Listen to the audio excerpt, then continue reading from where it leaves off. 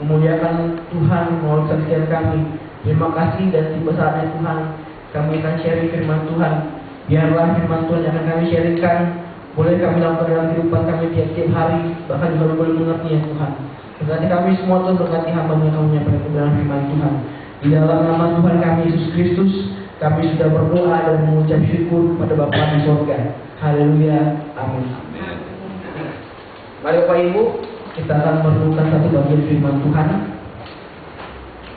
dari Markus 16 ayat 9 sampai 20. Markus 16 ayat 9 sampai 20. Markus 16.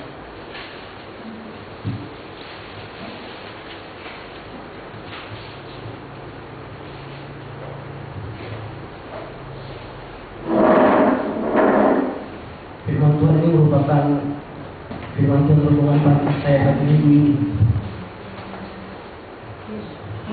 Dan kita akan sharing bersama-sama dari Markus 16 ayat 9 sampai 10.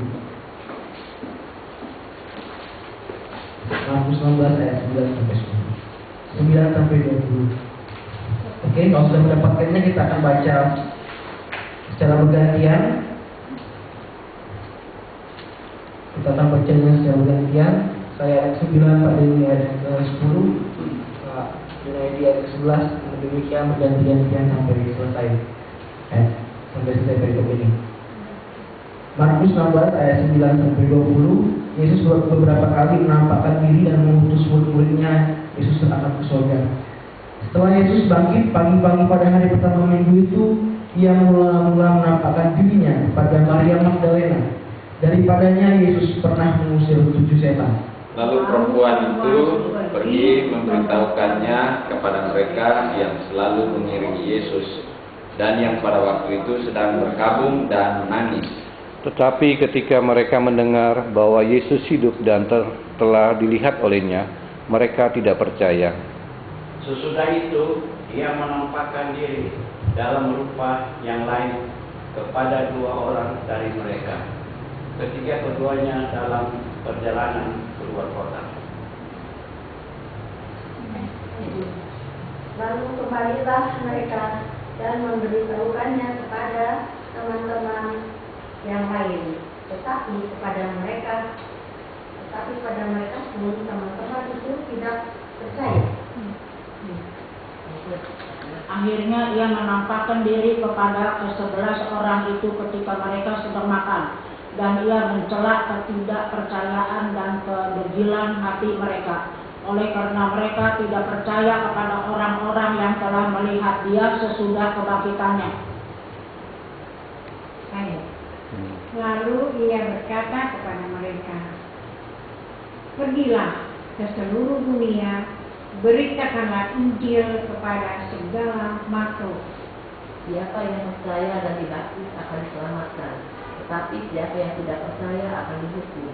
Tanda-tanda ini akan menyertai orang-orang yang percaya. Mereka akan mengusir setan-setan demi namaku. Mereka akan berbicara dalam bahasa-bahasa yang baru bagi mereka. Mereka akan memegang ular, dan sekalipun mereka minum racun maut, mereka tidak akan mendapat celaka. Mereka akan meletakkan tangannya atas orang sakit, dan orang yang itu akan sembuh. Sesudah Tuhan Yesus berbicara demikian kepada mereka, terangkatlah ia ke surga, lalu duduk di sebelah kanan Allah. Mereka pun pergilah memberitakan Injil ke segala penjuru, dan Tuhan terus bekerja dan meneguhkan firman itu dengan tanda-tanda yang menyertai. Demikian juga bacaan firman Tuhan pada pagi hari ini. Yang berbahagialah kita semua yang membaca, merenungkan, bahkan melakukan dalam kehidupan tiap-tiap hari dan kehidupan kita. Perikop ini merupakan perikop terakhir dalam Injil Markus. Dan perikop ini menceritakan bagaimana Yesus beberapa kali menampakkan diri kepada murid-muridnya setelah kebangkitannya. Ada sekitar 40 hari jangka waktu dari ketika Yesus bangkit dan sebelum dia naik ke surga. Dan perikop ini menceritakan bagaimana Yesus menampakkan diri kepada murid-muridnya yang pada waktu itu murid-muridnya masih tidak percaya akan kebangkitannya. Nah, dari bagian firman Tuhan ini, dari bagian perikop ini, kita bisa melihat bagaimana sikap-sikap para murid, sikap-sikap para murid yang tidak percaya akan kebangkitan Yesus pada dalam perikop ini. Tetapi kita juga bisa melihat ada satu profil tokoh, yaitu Maria Magdalena, yang merupakan seorang saksi kebangkitan Kristus, dan dia tetap percaya kalau Kristus sudah bangkit. Nah, dari bagian firman Tuhan ini kita bisa melihat ada beberapa prinsip rohani penting. Yang pertama, kita bisa melihat dari sisi murid, yaitu ketika Maria Magdalena menyampaikan berita kebangkitan Kristus kepada murid-murid Yesus Kristus, kita bisa melihat bahwa mereka tidak percaya. Bisa lihat dari ayat 11. Tetapi ketika mereka mendengar bahwa Yesus hidup dan telah dilihat olehnya, mereka tidak percaya. Bahkan juga kedua orang murid yang waktu itu berjalan bersama-sama dengan Yesus, dan bagian perikop ini diceritakan dalam perjalanan ke Emmaus dalam Injil Lukas, mereka juga tidak percaya akan kebangkitan Yesus sama sekali. Ini sangat ironis karena para murid ini pun sudah hidup lama dengan Yesus. Mereka hidup bersama-sama, makan bersama-sama selama 3 tahun, melayani Yesus dengan bersama-sama. Tetapi mereka tidak percaya, mereka tidak tetap percaya kepada kebangkitan Kristus itu sendiri. Kita melihat bahwa beberapa kali Yesus sebelum dia mati, dia terus berkata kepada murid-muridnya bahwa ia akan bangkit. Tetapi murid-murid tetap tidak percaya. Murid-murid tidak percaya karena akan kebangkitan Kristus ini sendiri. Nah, dari bagian ini kita bisa mendapatkan satu pelajaran penting, yaitu orang yang selalu ikut persekutuan, yang hidupnya seolah-olah dekat kepada Tuhan, yang terus-menerus ke gereja, itu belum tentu mempunyai pengenalan baik kepada Tuhan. Orang yang kadang-kadang selalu ikut persekutuan, orang yang selalu gereja, itu belum tentu memiliki pengenalan yang baik dengan Tuhan. Frekuensi orang datang ke persekutuan itu tidak bisa menjadi ukuran kalau seorang itu lahir baru. Keseringannya ikut pelayanan, frekuensi dia ikut melayani Tuhan, itu tidak menjadi bukti, tidak menjadi suatu patokan kalau dia itu lahir baru, kalau dia itu menjadi orang-orang yang sungguh-sungguh percaya kepada Kristus. Buktinya kita lihat sendiri dari pribadi murid-murid Kristus ini sendiri. Mereka hidup bersama-sama, mereka melayani Yesus bersama-sama. Tetapi buktinya ketika Yesus bangkit, mereka tidak percaya. Nah, dari bagian firman Tuhan ini kita bisa belajar sebagai orang-orang percaya. Apakah kita sudah benar-benar sungguh-sungguh hidup percaya kepada Kristus, hidup mempunyai pengenalan dengan Kristus? Pengenalan yang baik dengan Kristus bukan diukur dari seberapa lama kita menjadi Kristen, bukan diukur dari beberapa kali kita ikut ke gereja. Kehidupan yang sungguh-sungguh ikut Tuhan bukan dihitung juga oleh karena kita sering ikut pelayanan. Nah, dalam bagian firman Tuhan ini mari kita berkaca dalam diri sendiri. Apakah kita sudah sungguh-sungguh hidup tanpa akan Tuhan? Apakah kita sudah sungguh-sungguh hidup di dalam Tuhan? Kita bisa belajar dari murid-murid ini. Mereka yang hidup bersama-sama dengan Yesus 3,5 tahun, mereka juga tetap tidak percaya akan kebangkitan Kristus. Jadi harus melayani mereka dulu supaya mereka tahu kalau dia sudah bangkit. Nah, dalam bagian firman Tuhan ini kita bisa belajar bersama-sama. Kita bisa belajar bersama-sama bagaimana kita sebagai orang percaya harus memiliki hidup yang takut akan Tuhan, hidup yang sungguh-sungguh kepada Tuhan. Dari bagian firman Tuhan ini. Yang kedua, dari bagian firman Tuhan ini kita bisa belajar dari seorang profil perempuan, yaitu Maria Magdalena. Siapa Maria Magdalena ini?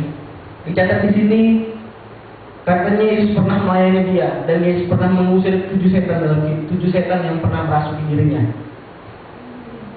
Yang artinya pada waktu itu Maria Magdalena ini hidupnya sebelum dia bertemu dengan Kristus, hidupnya itu tidak baik di hadapan Tuhan. Tetapi ketika dia sudah dilayani oleh Kristus yang pribadi, Yesus telah mengusir setan dari Maria ini sendiri. Ia menjadi seorang tokoh yang menjadi saksi kebangkitan Kristus pertama kali. Dan ini kita melihat sendiri bahwa Maria Magdalena ini menjadi profil orang-orang yang dipakai oleh Tuhan menjadi saksinya, walaupun ia berasal dari latar belakang yang jelek. Dia berasal dari latar belakang yang kurang baik di mata masyarakat. Tuhan bisa saja memakai orang-orang yang kelihatannya tidak mempunyai kemampuan. Tuhan bisa saja memakai orang-orang yang backgroundnya, latar belakangnya adalah orang-orang yang dulunya tidak mengenal Tuhan. Tuhan bisa saja memakai orang-orang itu. Tuhan memakai orang-orang itu. Bagi orang itu sendiri adalah anugerah dari Tuhan. Bagi orang itu sendiri adalah anugerah. Ketika kita dipakai oleh Tuhan, ingat, itu semua anugerah Tuhan bagi kita semua. Itu semua anugerah Tuhan. Kalau kita dipakai, kalau kita menjadi alat Tuhan, menjadi saksi Tuhan bagi orang-orang lain, itu semua anugerah. Karena siapa kita di hadapan Tuhan? Kita bisa melihat dari profil Maria Magdalena ini. Tuhan memakai dia walaupun dia berasal dari latar belakang yang seolah-olah yang memang tidak baik bagi orang lain. Tuhan bisa memakai siapa saja. Nah, dari firman Tuhan ini kita bisa bercermin dari pribadi Maria Magdalena. Dan kita mengetahui bahwa Tuhan bisa memakai siapa saja. Tuhan bisa memakai siapa saja untuk menjadi alatnya. Bagian ketiga, ini yang paling penting dalam perikop ini. Paling penting dalam perikop ini yaitu kita bisa melihat dari ayat yang ke-15 dan 16. Lalu ia berkata kepada mereka, pergilah ke seluruh dunia, beritakanlah Injil kepada segala makhluk. Siapa yang percaya dibaptis akan diselamatkan, tetapi siapa yang tidak percaya akan dihukum. Disinilah letak tugas kita sebagai orang percaya, yaitu memberitakan Injil. Tugas kita sebagai orang percaya adalah memberitakan Injil. Tugas kita sebagai orang percaya sebagai gereja adalah untuk memberitakan Injil, memberitakan firman Tuhan kepada segala makhluk. Sebelum Yesus naik ke surga, Yesus memberikan amanat bagi kita semua untuk memberitakan Injil itu kepada seluruh makhluk, kepada seluruh bangsa. Nah, apakah kita sebagai orang percaya, kita sekarang introspeksi dulu dalam diri kita. Apakah dalam kehidupan kita sudah sungguh-sungguh mengikuti amanat Tuhan ini? Apakah kita sudah melaksanakan misi Tuhan ini? Kalau kita sebagai orang percaya, kalau kita sudah percaya kepada Yesus, maka kita akan melaksanakan misi Allah ini, yaitu mengabarkan Injil bagi orang-orang yang belum percaya. Pemberitaan Injil ini pun tidak harus secara spontan, tidak harus secara frontal gitu ya. Tapi bisa juga dari kesaksian hidup kita sendiri. Kesaksian hidup kita sebagai orang percaya, sebagai orang-orang yang sungguh-sungguh takut akan Tuhan lebih bermakna pada orang-orang yang belum percaya. Orang-orang yang belum percaya akan melihat sikap diri kita sebagai orang Kristen, dan mereka akan melihat Tuhan dalam kehidupan kita, dan mereka akan melihat kehidupan kita itu sungguh-sungguh, dan mereka juga akan melihat siapa Kristus sebenarnya melalui kehidupan kita. Jadi bagi kita semua, bapak-bapak dan ibu-ibu di tempat ini, mari kita laksanakan misi Allah bagi dunia ini. Mari kita mengabarkan Injil kepada seluruh bangsa, baik itu secara langsung maupun melalui kesaksian hidup kita sebagai orang-orang percaya. Karena itulah yang diamankan oleh Tuhan kepada kita semua. Karena itulah yang diberikan Karena itulah tugas yang diberikan oleh Allah kepada kita sebagai orang percaya untuk mengabarkan Injil kepada orang-orang yang belum percaya di sekitar kita. Tetapi tidak itu saja. Ketika kita memberitakan firman Tuhan, Tuhan akan memberkati kita. Tuhan akan memberkati kita, bahkan juga Tuhan akan memberikan kepada kita kemampuan untuk memberitakan Injil itu sendiri. Tuhan tidak hanya memberikan kepada kita perintah untuk memberitakan Injil, tetapi Tuhan juga akan memberikan kemampuan bagi kita semua untuk memberitakan Injil kepada orang-orang yang belum percaya. Karena itu dari Tuhan. Tuhan akan menyertai kita dalam kehidupan kita kalau kita sungguh-sungguh memberitakan Injil. Kita bisa melihat dari Aman Agung, dari Matius 28 ayat 19-20, ketika Tuhan Yesus mengatakan, pergilah, jadikanlah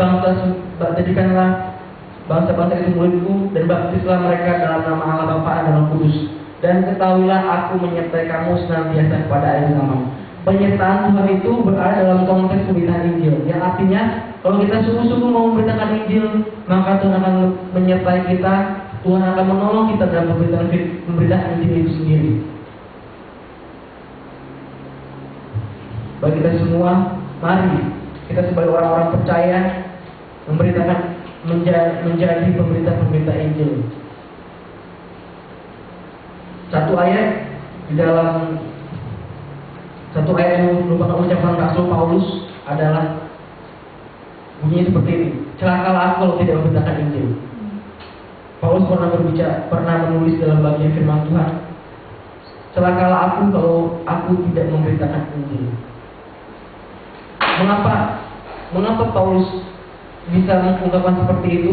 Karena dia tahu bahwa dia, orang yang telah diselamatkan, harus mengabarkan Injil itu, Injil yang menjadi kekuatan Allah pada orang-orang yang belum percaya.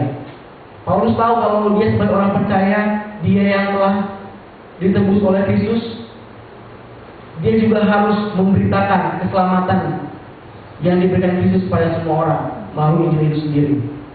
Jadi mari kita sebagai orang-orang percaya, mari kita laksanakan tugas kita sebagai orang percaya, itu memberitakan Injil. Di gereja kita akan melaksanakan mission trip. Mission trip ini akan merupakan salah satu contoh bagaimana kita peduli kepada orang-orang yang belum percaya, bagaimana kita bisa peduli kepada orang-orang yang belum percaya di sekitar kita. Mari kita sebagai orang percaya melaksanakan itu di dalam kehidupan kita sehari-hari, melaksanakan memberitakan firman Tuhan dalam kehidupan kita tiap-tiap hari. Dan juga dalam bagian firman Tuhan ini,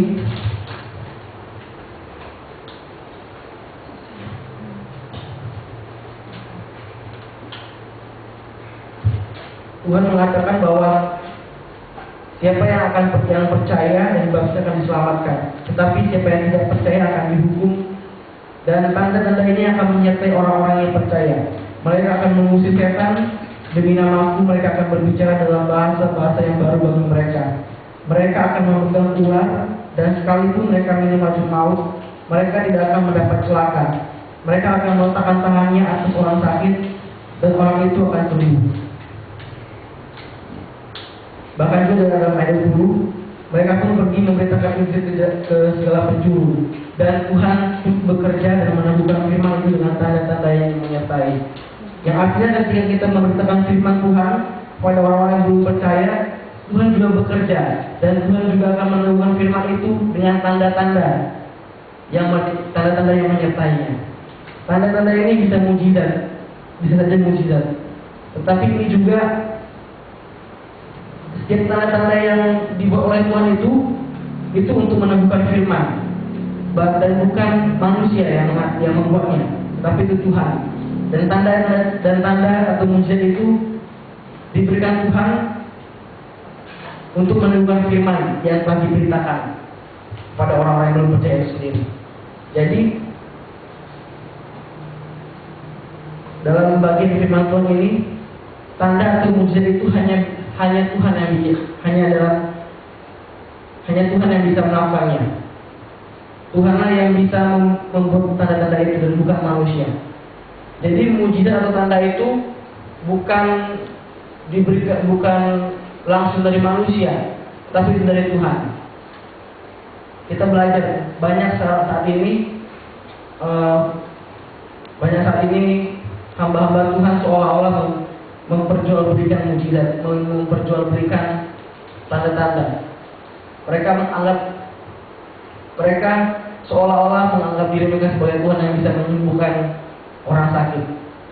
Memang benar, Tuhan juga bisa memakai hamba-hambanya untuk melakukan mujizat. Tetapi mujizat itu dalam kontrol Tuhan. Mujizat itu dalam kedaulatan Tuhan. Dan Tuhan sendirilah yang akan melaksanakan mujizatnya bagi orang-orang yang kita beritakan firman Tuhan itu sendiri.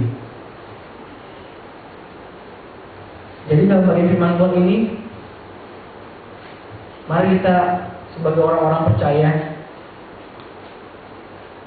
sebagai orang-orang yang telah ditebus oleh Kristus, sebagai orang-orang yang telah percaya pada Kristus, mari kita lakukan tugas kita untuk memberitakan Injil kepada segala bangsa, kepada segala makhluk. Karena itulah yang Tuhan perintahkan kepada kita semua sebagai orang-orang yang percaya. Mungkin dari bagian firman Tuhan ini ada Bapak Ibu yang akan sharing mengenai PI atau mengenai misi kita, mengenai pemberitaan Injil kita kepada orang-orang yang belum percaya.